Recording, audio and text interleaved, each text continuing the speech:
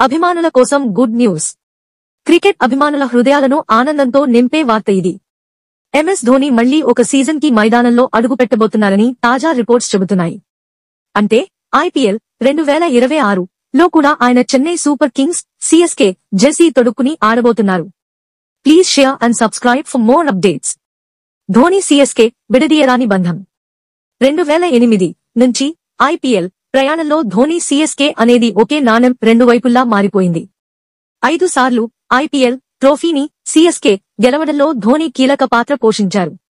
అభిమానుల కళ్లల్లో ఆయనకు ఉన్న గౌరవం కేవలం ఆటగాడిగానే కాదు, నాయకుడిగా చిహ్నంగా నిలిచింది. అందుకే ఆయనను అభిమానులు ప్రేమతో థలా అని పిలుస్తారు.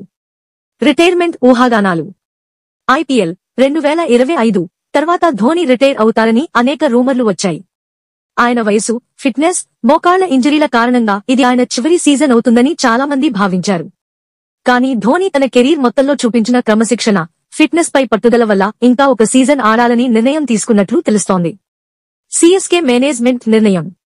సిఎస్కే మేనేజ్మెంట్ కూడా ధోని కొనసాగించాలని బలంగా కోరుకుంది. యువ ఆటగాళ్లకు ధోని ఒక మార్గదర్శకుడు. ఆయన నాయకత్వంలో జట్టు కేవలం టోర్నమెంట్ మాత్రమే కాదు, ఆత్మవిశ్వాసం కూడా గెలుస్తుంది. అందుకే మేనేజ్మెంట్, అభిమానుల కోరికల మధ్య ఆయన మరోసారి జట్టులో నిలిచారు. అభిమానుల ఉత్సాహం. ఈ వార్త బయటకు రాగానే సోషల్ మీడియా మొత్తంలో సంబరాలు మొదలయ్యాయి.